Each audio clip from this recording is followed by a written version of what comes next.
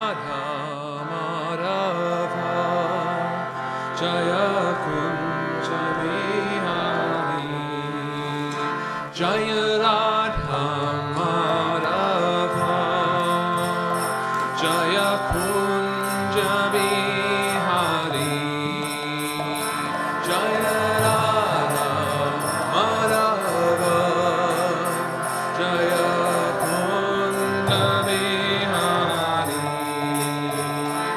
Jai Gopi Janna Palava Girivaradari Jai Gopi Janna Palava Girivaradari Jai Gopi Janna Palava Girivaradari Jai Gopi Janna Palava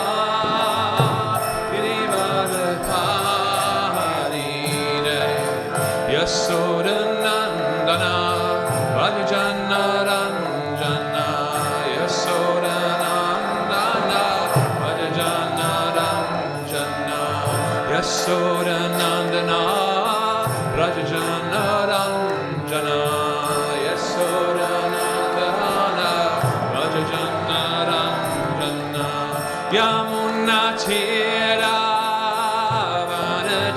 Vanachari Yamuna Tira Vanachari Yamuna Tira Vanachari Yamuna Tira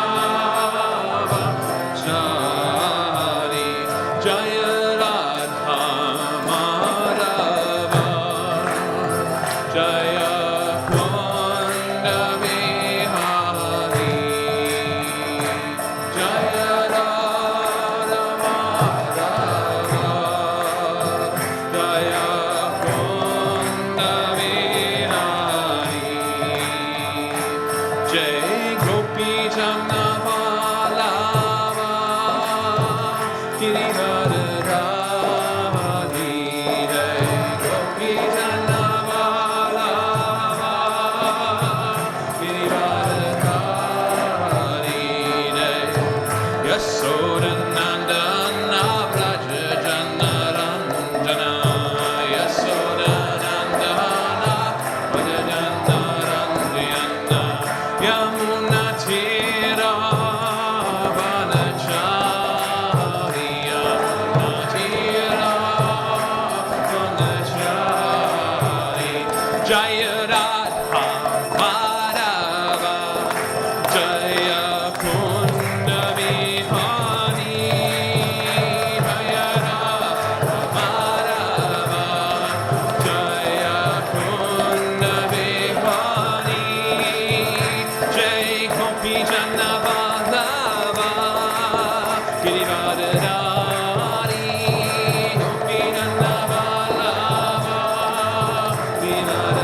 Girivaradari Jaya Yasodanandana Vajjana Ranjana Yasodanandana Vajjana Ranjana Yamuna Tira Vanachari Yamuna Tira Vanachari Jaya Shri Krishna Chaitanya Prabhu Nityananda Shri Advaita Gadadhara Shiva Sadi Gaura Bhaktavrinda Jaya Shri Krishna Chaitanya Prabhu Nityananda Shri Advaita Gadadhara Shiva Sadi Gaura Bhaktavrinda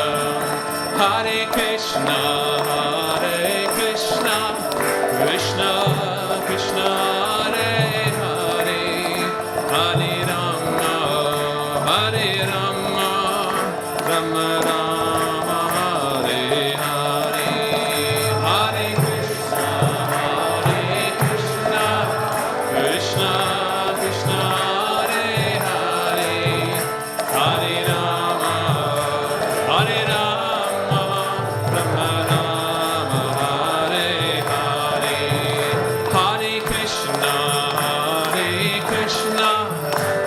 Krishna, Krishna Hare Hare, Hare Rama, Hare Rama, Rama Rama, Hare Hare, Hare Krishna, Krishna, Krishna, Krishna Hare Hare, Hare Rama, Hare Rama, Rama Rama, Hare Hare.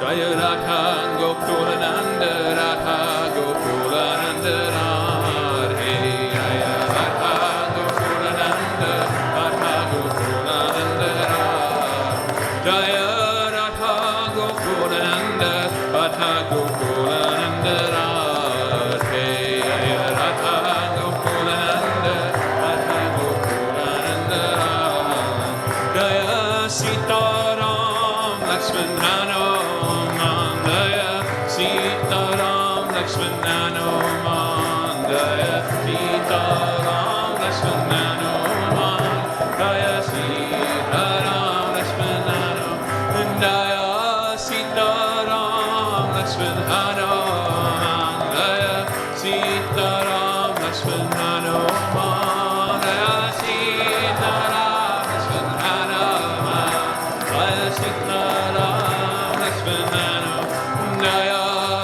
Gaurangi Chai, Gaurangi Chai, Gaurangi Chai, Gaurangi Chai, Jaya Gaurangi Chai, Gaurangi Chai, Gaurangi Chai, Gaurangi Jaya Gaurangi Chai, Gaurangi Chai, Gaurangi Chai, Gaurangi Chai, Gaurangi Chai, Gaurangi Chai, Gaurangi Chai, Jaya Prabhupada, Prabhupada, Prabhupada, Jaya Jaya Prabhupada, Prabhupada,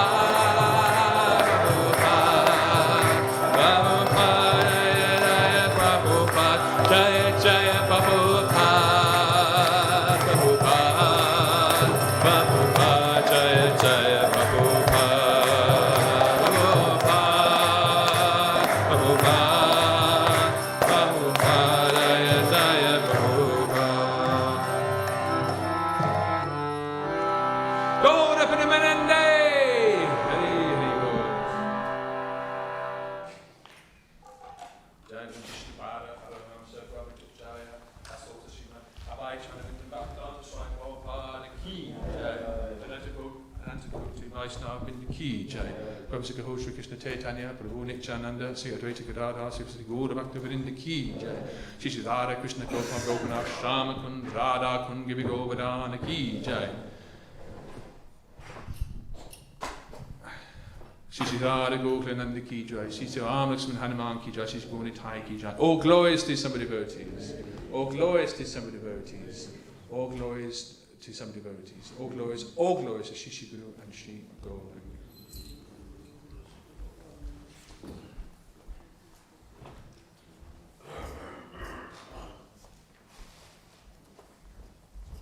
So this morning, Prabhus, we're starting a new chapter in the Srimad Bhagavatam. And they will third canto, third chapter, verse number 1. And as you can see, quite a challenging verse on the board there, in my view, anyway. So we'll see what we can do. Om Shishurada Gokulananda Ki Jai, Hanuman Ki Jai, Om Namo Bhagavate Vasudevaya. Om Namo Bhagavate Vasudevaya. Om Namo Bhagavate Vasudevaya.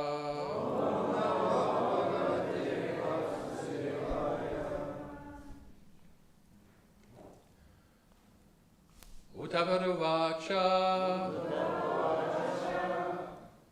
Tathasa Akyatya Puram Svapitro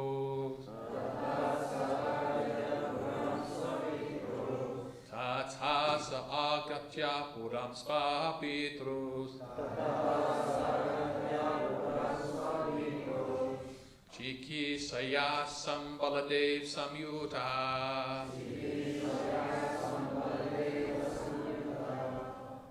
Chikisayasam baladev samyuta.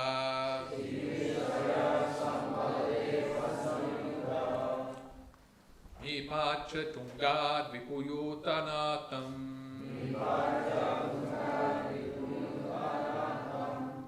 Nipatya tungad vipuyutanatam.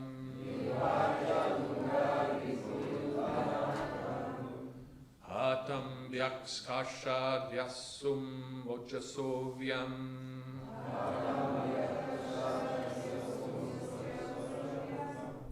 I'll go slower with this one. Atam vyakashad vyaksum ojasovyam.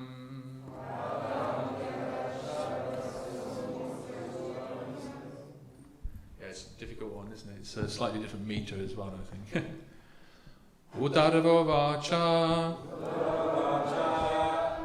Tatha sagagatya puram svapitros.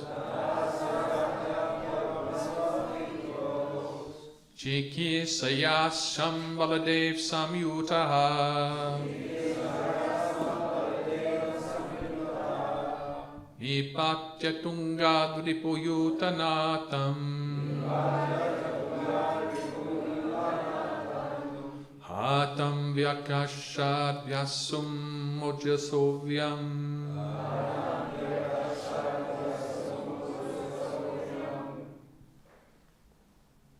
Tatasa agatya puram spapitros.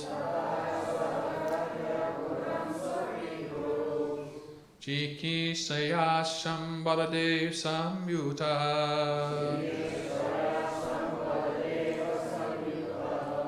Nipacha tungad vipayutanatam.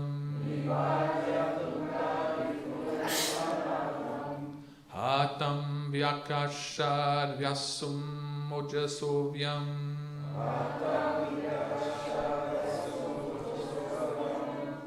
So I go through it again and then we'll open. Yeah, once more? Okay, yeah. Hard. Udavarovacha. Tathasa agatya puram spapitros.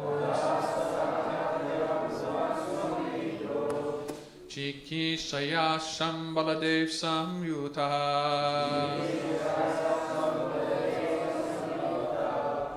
Nipatya tungad vipayutanatam. Hatam vyakashad vyasum ojasovyam.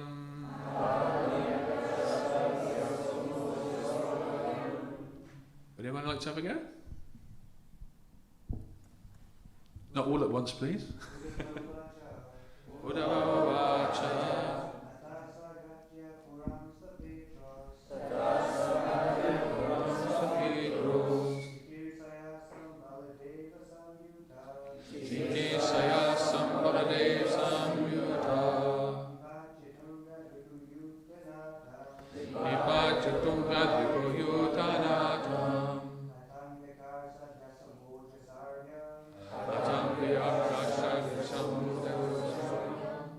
Any ladies, please?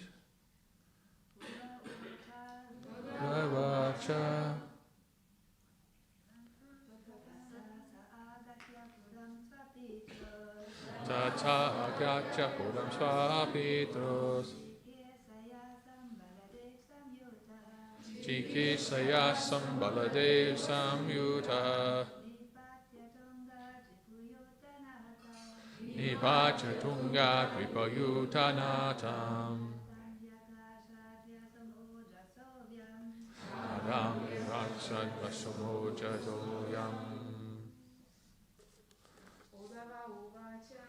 Udavovacha. Tatasa agatya puram svapitros. Chikisayasam baladev samyuta. Nibata tunga vipuyutanatam. Atam vyakasha visumoja sovyam.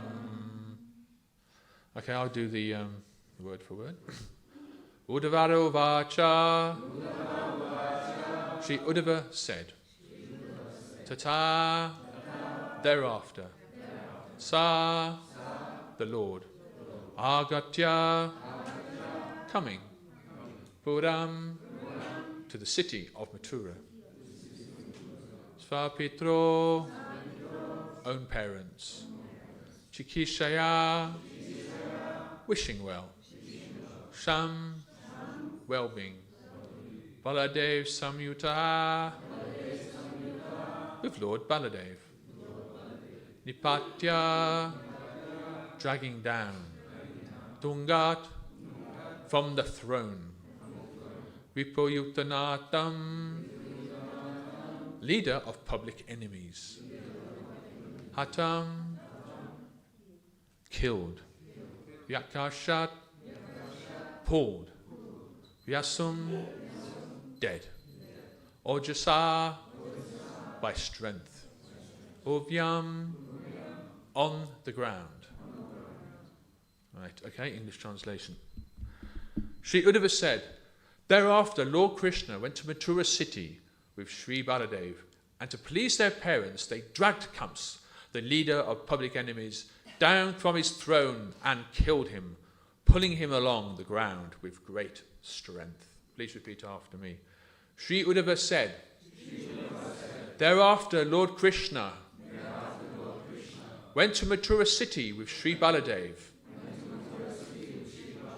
and to please their parents they dragged Kamsa, the leader of public enemies, down from his throne and killed him, pulling him along the ground with great strength. Wonderful. So, of course, the purport by His Divine Grace A.C. Bhaktivedanta Swami Prabhupada. King Kamsa's death is only briefly described here because such pastimes are vividly and elaboratedly described in the 10th canto. The Lord proved to be a worthy son of his parents even at the age of 16 years. Both brothers, Lord Krishna and Lord Baladev, went to Mathura from Vrindavan and killed their maternal uncle, who had given so much trouble to their parents. Vasudeva and Devaki. Kamsa was a great giant, and Vasudeva and Devaki never thought that Krishna and Balaram, or Baladev, would be able to kill such a great and strong enemy. When the two brothers attacked Kamsa on his throne, their parents feared that now Kamsa would finally get the opportunity to kill their sons, whom they had hidden for so long in the house of Nanda Maharaj. The parents of the Lord, due to parental affection, felt extreme danger, and they almost fainted. Just to convince them that they had actually killed Kamsa, Krishna and Baladev poured Kamsa's dead body along the ground to encourage them.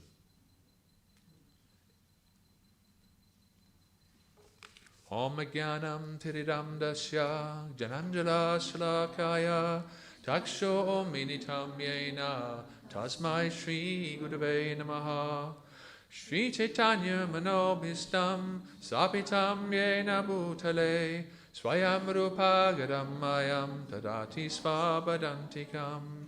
He Krishna Karuna Sindhu Dinabandhu Jagatpate Gopisha Gopika Kanta Radha Kanta Namustate Nama Om Vishnu Padaya Krishna Pastaya Bhutale Shrimati Bhaktivedanta Swami Niti Namine Namaste Sarasvati Deve Gaudavani Pachadine Nivasesha Shunyavadi Vashajare Satadine Shri Krishna Chaitanya Prabhu Nityananda Shri Advaita Gadadha Shiva Sari Gauda Bhakta Vrinda Hare Krishna Krishna Krishna Hare Hare, Hare Rama, Rama Rama, Hare Hare.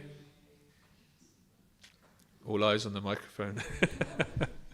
All right, English again. Sri Uddhava said, thereafter Lord Krishna went to Mathura city with Sri Baladev, and to please their parents, they dragged Krishna, the leader of the public enemies, dragged Kamsa, the leader of the public enemies, down from his throne and killed him, pulling him along the ground with great strength. Okay, so the title of this new chapter we've embarked upon is basically introducing us to Lord Krishna's pastimes outside that of Vrindavan. So for, as we all know, Krishna, of course, born, of course, in Gokul, actually. Of course, a small baby, and his childhood pastimes in the beautiful forest community, of course, cowherd community of Vrindavan. But now, Krishna's entered into the big city where he hadn't been before. So he's kind of like gone a next level now. He's a bit older, and but no less strong and tough. And it seems that Kamsa has been trying to kill Krishna, not only before Krishna's life, but even before Krishna was born. So Kamsa is basically a complete nemesis here. Krishna and Balaram have gone to sort him out good and proper. And let's face it, he deserves it as well. I think you would agree. Of course, Krishna and Balaram, they're no pacifists. Often we associate spirituality, or even God himself sometimes, with it's all about peace. But actually, if the enemy is strong enough, then you have to deal with the enemy. Krishna himself, whenever and wherever there's a decline in religious practice, then I descend myself millennium after millennium. And if you look at a lot of Krishna's incarnations and avatars, most of the time it's actually to destroy the demons, or fool the demons, or distract the demons and favor the devotees.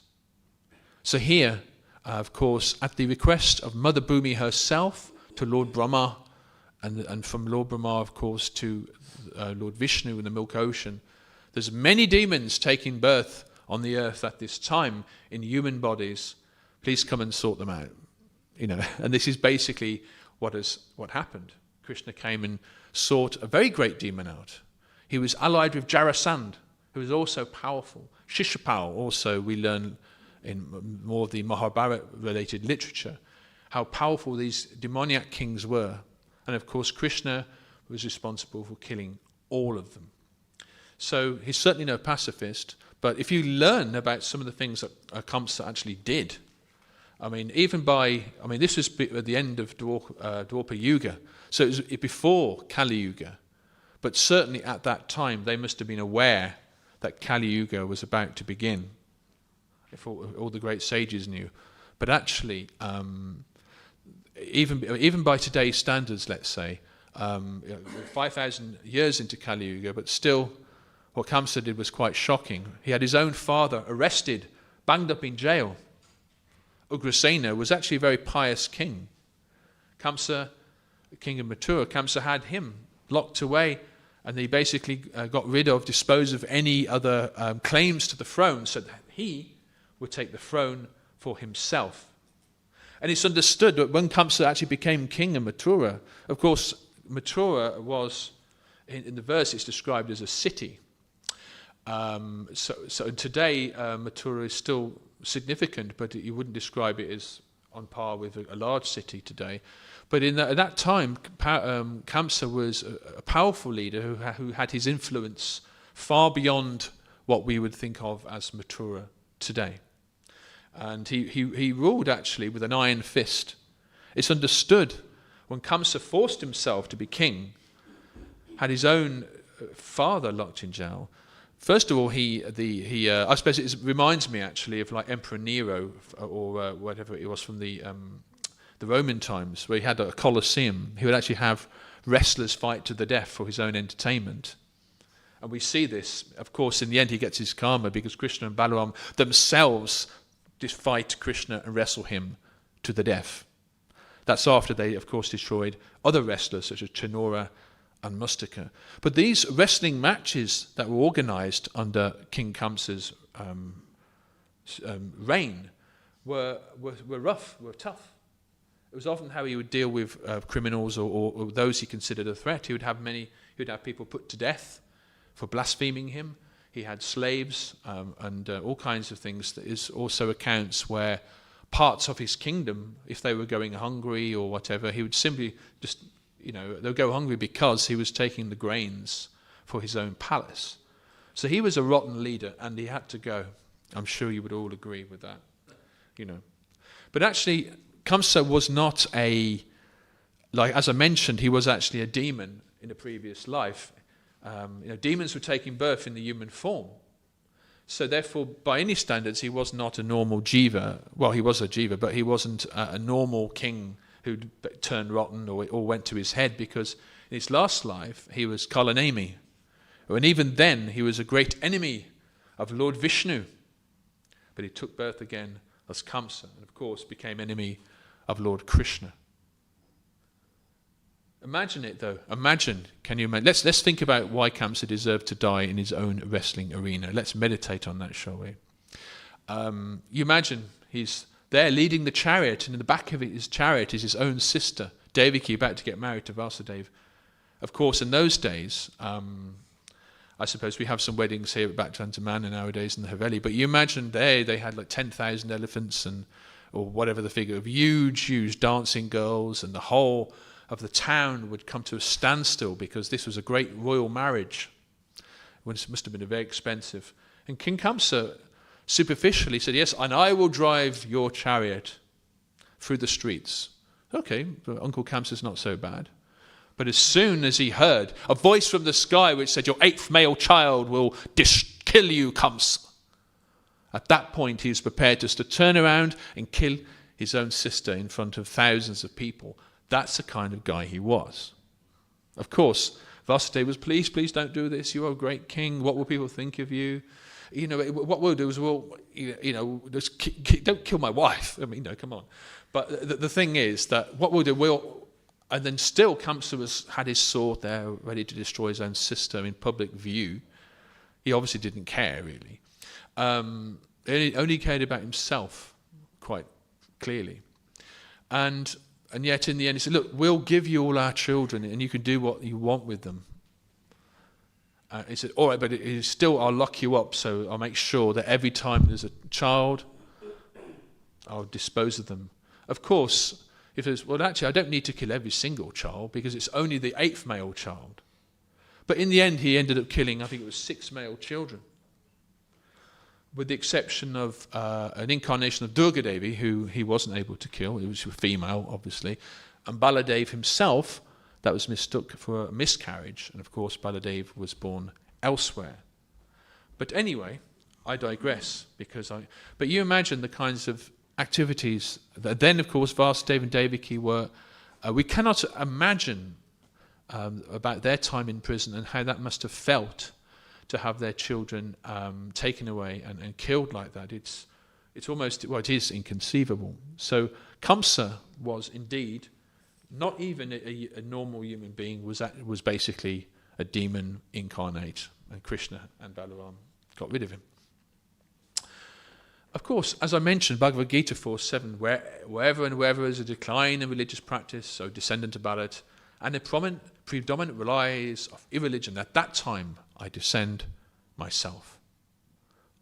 On that verse, in the purport, Prabhupada writes that although the Lord appears on schedule, namely at the end of the Dwapara Yuga of the 28th millennium of the 7th Manu, in one day of Brahma, he has no obligation to adhere to such rules and regulations because he is completely free to act in many ways at his will. Therefore, he appears by his own will whenever there is a predominance of irreligiosity and a disappearance of true religion. In other words, people can claim to be religious. People can, even Kamsa may have been, he was claiming to be very good. Oh, I'll drive the chariot, I'll sponsor your wedding. But as soon as his true colours as soon as he was under threat, his true colours were revealed. And this is it, you see. Sometimes we should not be naive and be taken up sometimes by people who put on an outward show, but really there could be demons underneath. We have to judge a tree by the fruit that it bears. I think that's a fair enough point. Principles of religion are laid down in the Vedas, and any discrepancy in the matter of properly executing the rules makes one irreligious. And there we go. In the Bhagavatam it's stated that such principles are the laws of the Lord. And what's interesting actually, that Krishna actually enjoys a fight as well. Because you imagine it, he actually enjoys a scrap. Especially for killing those that deserve it. Because of course the benediction is, if you're killed by Krishna, you get liberated. So it's not such a bad deal. But if you imagine that Krishna in his original form is from Goloka Vrindavan, the original planet, in other words, outside of the material world, there are no demons by definition in Vaikuntha. Where are the demons? Here, in this world. So where can Krishna fight? Here. This is his arena. Right? Kamsad, his arena.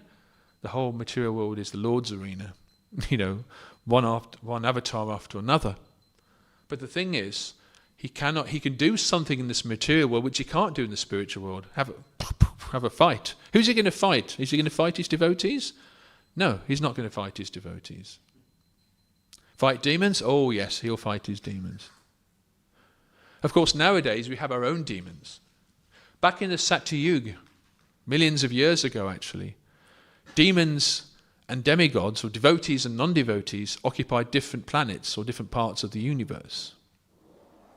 The earth was actually in the Satyuga, therefore tends to be on the divine side. In the Treta Yuga, you had demons and devotees and non-devotees, but in different countries of the same planet, like Lanka and Bharat, for example.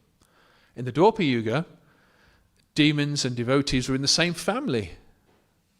And the Kamsa is a good example. He's actually related, of course, to Krishna, Krishna's paternal uncle. And then you've got Yudhisthira is related to Duryodhana, for example. So in other words, the demon and the devotees are getting closer and closer. By the time you get to the Kali Yuga, you've heard of that, you've seen that analogy, haven't you? I think you see it in films and in some Christian artwork, where you've got an angel and a demon on the shoulder of the same person. You do it, steal it. No, you can't. It's bad to steal. Go on. No. In other words, you've seen these analogies and these things, but actually it's true. The demon and the devotee are inside the same person. In former yugas, it was very clear who was who. In the Kali Yuga, we can flip, unless we're very, spiritual life is a razor's edge, and we have to make sure that the devotee is the greater partner. And the demon that's potentially in ourselves, we have to be humble and realistic, is not going to get us to fall down and so forth. But we have to be on our guard, and our weapon against that is the holy name of Krishna. Hare Krishna, Krishna Krishna, Hare Hare. Hare Rama, Rama Rama, Hare Hare. Yes, so that brings out the devotee in us. Going back to the verse, Bhagavatam 3.3.1, in the purport, Prabhupada is saying that King Kamsa's death is only briefly described here, is referring here to the verse in the 3rd canto, because such pastimes are vividly and elaborately described in the 10th canto. In other words, the 10th canto specializes in Krishna Lila pastimes and all Krishna's fights and games, of course, and tricks. And lifting hills and so forth are all there, reserved for the 10th canto. It's a bit like, sometimes the curtains will open and we see Krishna. Technically, what people do sometimes, they do the folded palms. They look at Krishna's feet first, and you work your way up to his head. Because looking at Krishna's feet is an act of humility on our part. So, not straight to the face, but look at Krishna's feet. You work your way up to his beautiful face, like that. So similarly, the Srimad Bhagavatam, you've got to work your way up to the 10th canto. So you've got the 1st canto is his feet, and you get to the middle of Krishna, or the middle of the Bhagavatam, and it's the 5th canto, which is a real test, actually. That's a bit of a, I call it the, how would you say that? It's like the filter process. If you can get through the 5th canto, then you're doing well. And then 6th, 7th, 8th, 9th, and you get to the 10th, and you get to Krishna's lotus face, where the pastimes are revealed. Why is it not the other way around? Why is Krishna not standing on his head? Or why is it that we don't get Krishna Leela in the first canto? Because whereas there's so many prayers in the Bhagavatam and so many pastimes that we learn about, so many lessons we learn, so many avatars are described, so many demons are killed actually as well, like Hiranyakashipu or Ravana and so forth.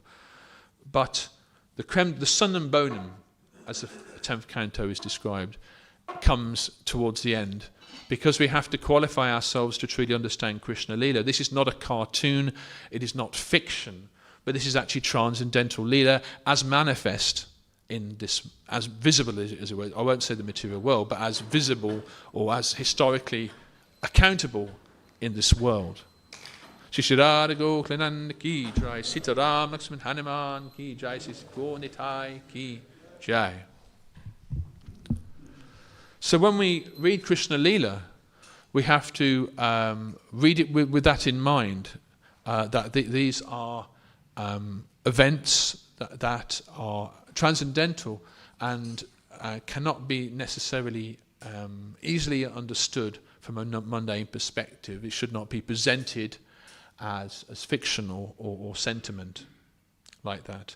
So that's important. So that's why you have to, the 10th canto is described as a sun and bonum.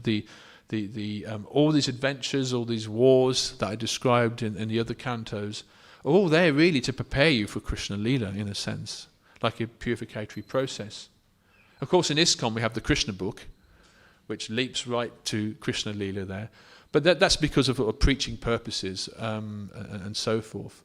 But nevertheless, even if we have Krishna book in front of us, we should be very conscious, I believe, of the sacred nature and the non-material nature, let's say, of these pastimes. And when we read them about Krishna killing the demons that were sent by Kamsa, one demon after another.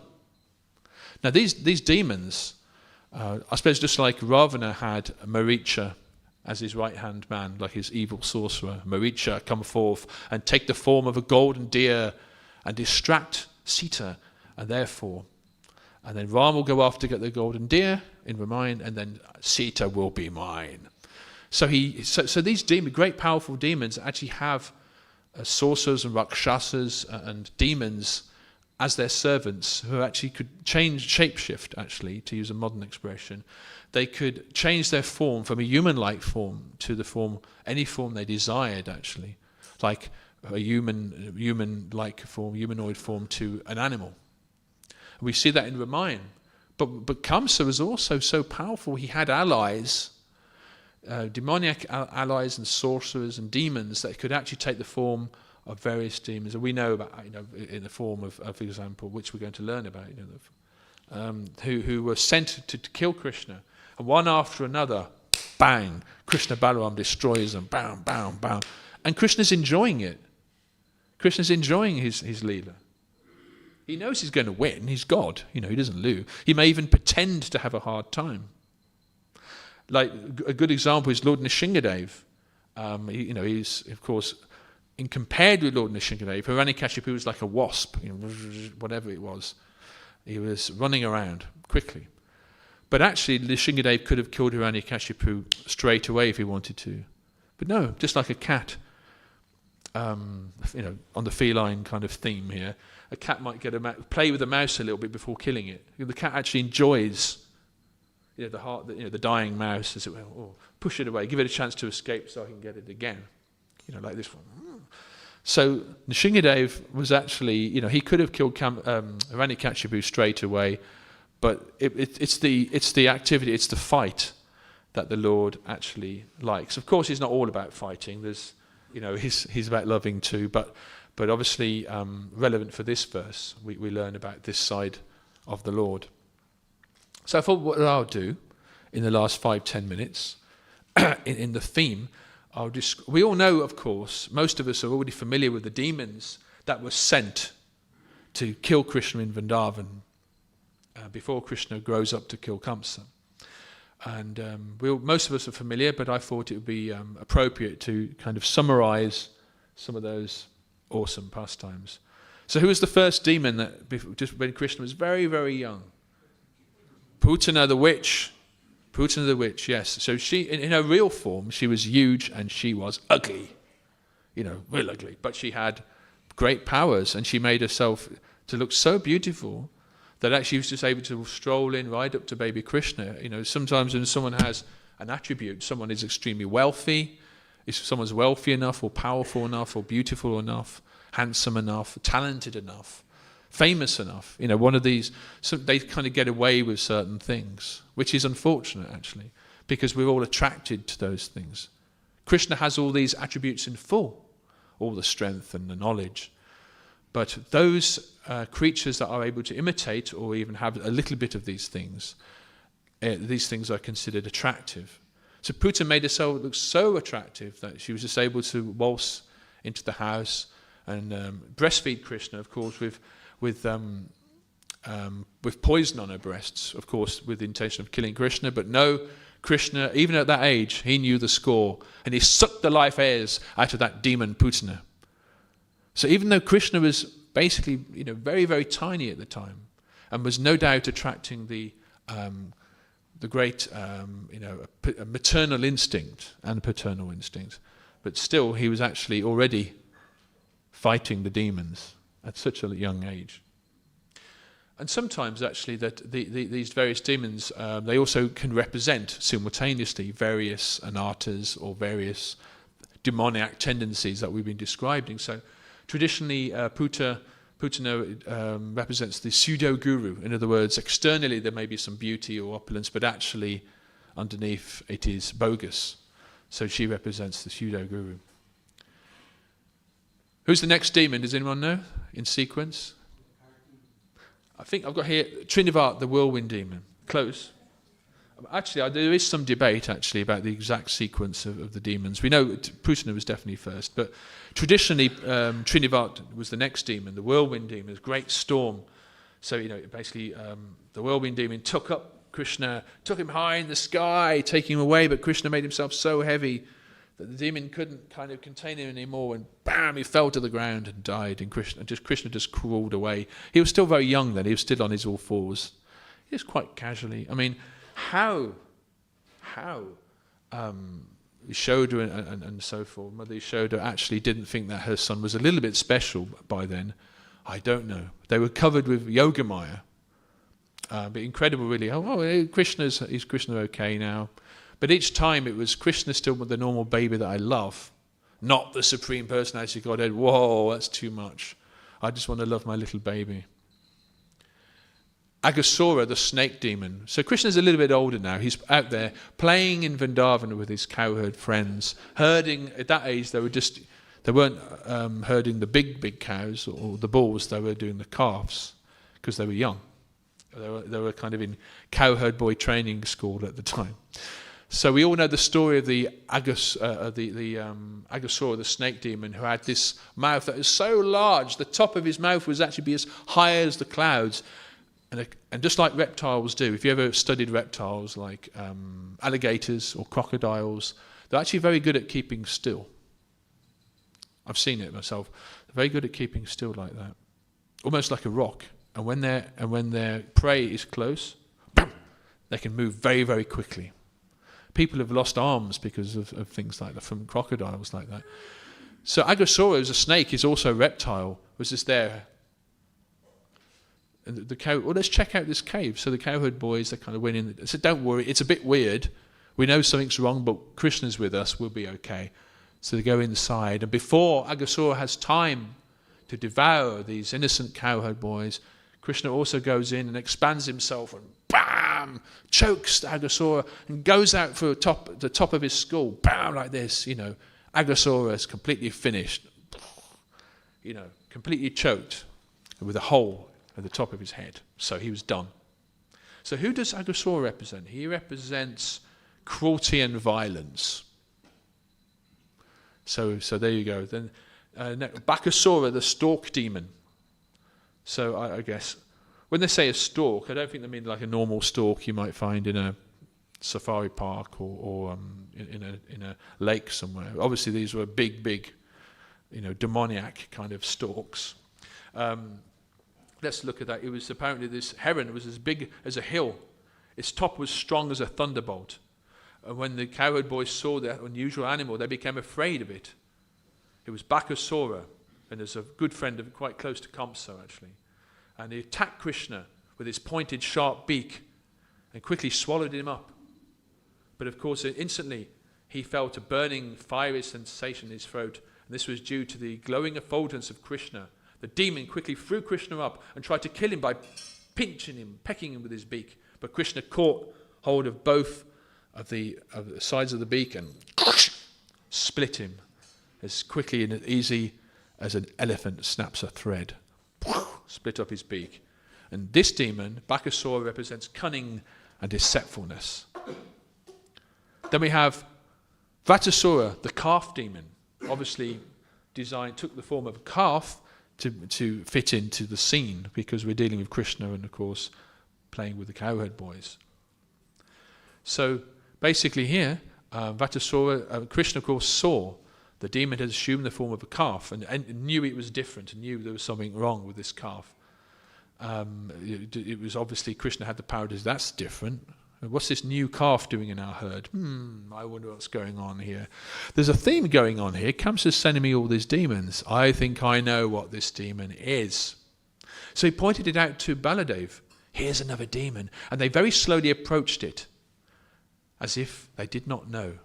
Thereafter, Krishna caught the demon by its hind legs and tail, whirled the demon's whole body around very strongly until the demon lost its life airs. And then Krishna went through the lifeless body to the top of a nearby tree. So the Anata here, Vatasura, represents greediness and mischievousness. Dainikasura, the ass demon. Of course, a lot of these demons are kind of killed in similar or comparable ways, are they not? So, of course, Dainikasura had associates as well, and they were terrorizing the Talavan forest, preventing the cowherd boys from picking these beautiful, juicy fruits. So, Krishna and Balaram, on behalf of the cowherd boys, let's sort these demons out. So what happened was they went, let's go. And they approached towards the forest, surrounded by all their friends. Immediately upon entering the Talavan forest, Balaram began to yank the trees with his arms, exhibiting the strength of an elephant.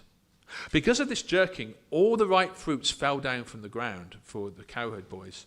Upon hearing the sound of the fruits, the demon Dainikasura, who was living there in the form of an ass, approached with great force. The demon approached before Balaram and kicked his chest with his hind legs. But Balaram was not perturbed. He immediately caught hold of the legs of the ass and with one hand, wheeling him round and round, and threw him into the treetops. It's similar, actually, isn't it, to the Vatasura one. While he was being wheeled around by Balaram, the demon lost his life. And of course, they killed all the other associates as well. This demon represents materialistic intelligence, but not spiritual intelligence.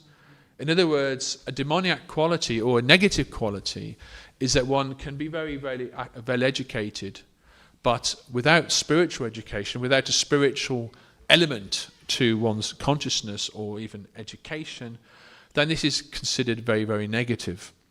And this is why this is important point. It's like, for example, having you get 1 point for being very, very smart. Yeah? Okay, 1 point. No, how to say this? You get a 0 for being smart. But you can have lots of zeros, lots of PhDs, lots of 10 zeros. What is 0 plus 0 plus is 0, right? 0, 0, 0 equals 0. But if you put Krishna at the front, you put a 1. You get 10, you get 100, you get 1,000, you get 1,000,000. So the true value is the 1 digit. You see? So without Krishna, we are 0, but we can have intelligence, for example, what we can use in Krishna's service, and we can become 1,000,000 like that. Some maths for you there. Next demon, Palambasura. Palambasura entered the company of the cowherd boys, desiring to kidnap both Krishna and Balaram. So when he entered their company in disguise as another cowherd boy, Krishna thinks, how am I going to kill this one? I know he's an imposter. So Krishna said, oh, my dear friend, it's very good that you have come to take part in our pastimes. And then Krishna called all the friends together. Let's play in pairs. Let's do some wrestling matches. And those that lose you have to carry the ones on the team that lost. So, of course, Krishna's team lost, Balaram's team won, and basically Palambasura, in the form of a cowherd boy, was sitting on Balaram's back. I think it is that. No, sorry, the other way around, yeah. The party of Balaram became victorious, and Krishna's party had to carry them on their backs through the forest. Imitating their play, Palambasura, as a cowherd boy, carried Balaram on his back. That's right. But he knew Krishna was powerful, so what he did was he used his opportunity to run in an opposite direction in the forest to take Balaram away from the strong guidance and protection of Krishna. But we're dealing with Balaram here. Was Balaram weak? No, Balaram was strong. You don't mess with Balaram, right?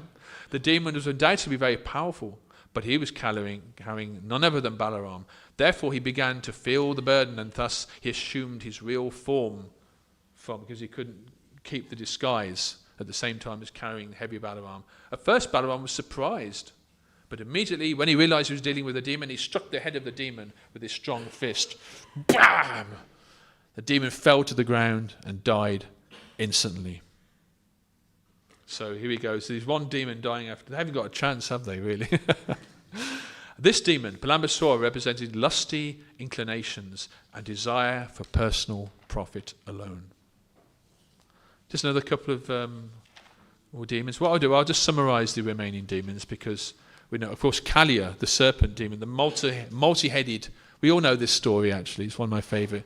Kaliya had many, many heads and was poisoning the local lake. And at this point, I think, it was just the cowherd girls, the gopis, and all the adults in the village were also witnessing Krishna fight the Kaliya serpent.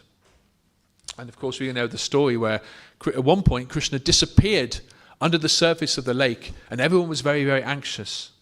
Even some of the ladies were basically nearly made unconscious by the fact that, oh no, Krishna's drowning in the lake. They were absolutely terrified of this Kaliya. But in the end, of course, Krishna emerges and he ends up just dancing on the hoods of Kaliya to the point where Kaliya was forced to submit. Interestingly, he didn't kill Kaliya. Some say Kaliya is even alive today.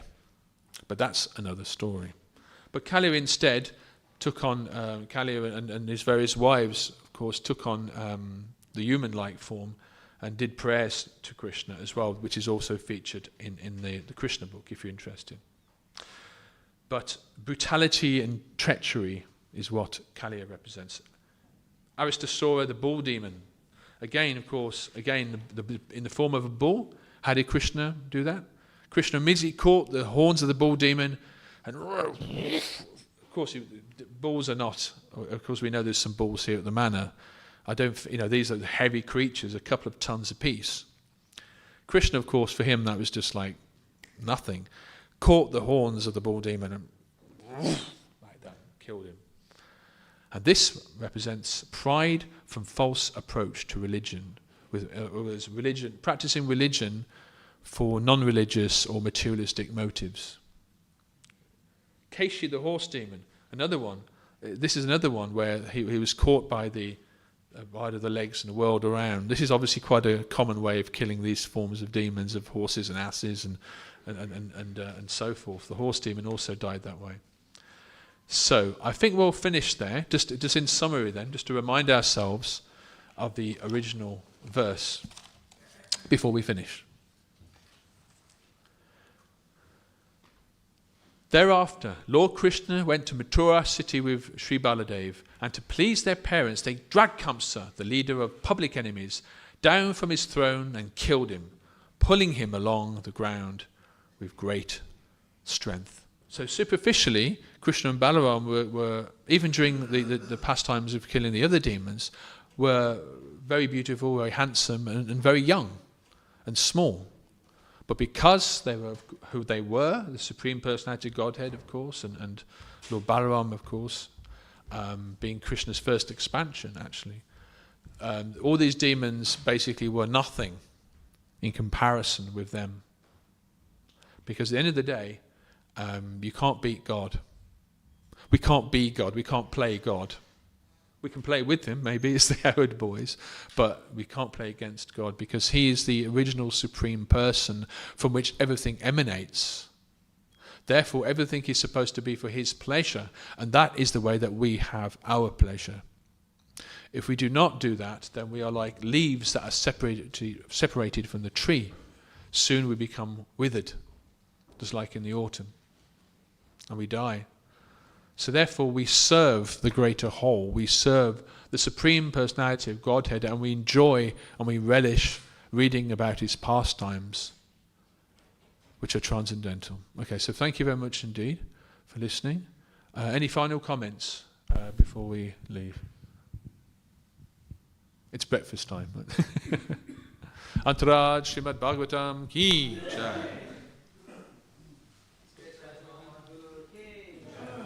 The assembled Vaishnavas ki jai.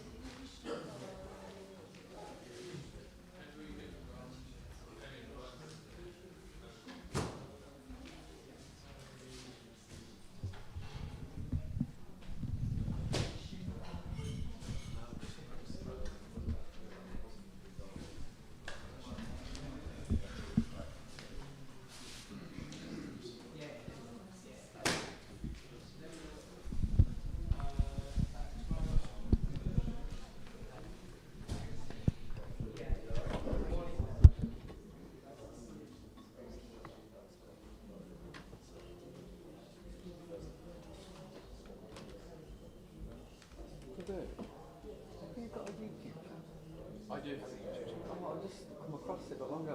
I'm sure I recognise it. I'm still relatively new to it. Oh, okay. Is it the cosmology one about science and cosmology? Yeah, and there's one about the Jesus as well. I've done Jesus. Yeah, I just started watching the I've covered channel Jesus, now. yeah, I've done Jesus. In it, there's a lot of different things that have to do with history. Yeah. I cover history, language, and cosmology, like science and planetary systems and things like that. I'm just doing another one which is coming out on Saturday. Oh, it's premiered, I've seen, Yeah. It's about yuga cycles and the true human origins. Oh, yeah, I'm really glad to see that because I enjoy making these videos. Yeah, I love watching it. I was like, I'm sure I recognise your voice. It's cool. To David, man, How many videos have you seen? Well, I've not been on YouTube at the minute, but I watched the main one was about Jesus. Yeah, that's a good one. A lot of people really like that one. Yeah.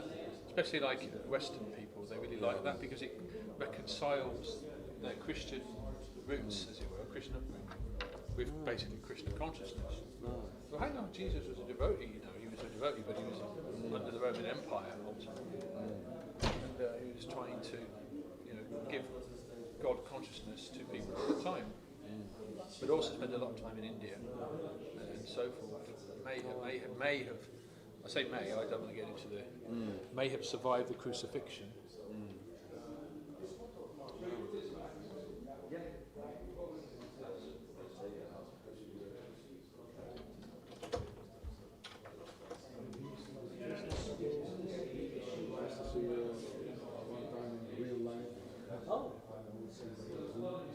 Oh, you're Canto, you said? What's your name? Where from? Oh, okay, from the last batch. Okay, sorry. You're here for some time? Gopi's here? Oh, where? Okay. The ashram here. Oh, for the Sankirtan festival? Yeah, that's nice. For brahmacharis, that's good. For everyone, it's nice, but especially for brahmacharis, that's good. You're in the ashram in Radha? Nice. Good. Everything's getting ready for Radha. I was reading, Revelations, and then there's like Christianity, Judaism, and Islam, and Vedas and that. And you showed a comparison. Yeah. Because like this is what I see is happening now. Is like we're all just calling. There's one God but different names, and we're all kind of like fighting over it. Yeah, ultimately yes. Because even in the English, even in the Sanskrit language, for example, there are about 8 different words that all mean love. The love.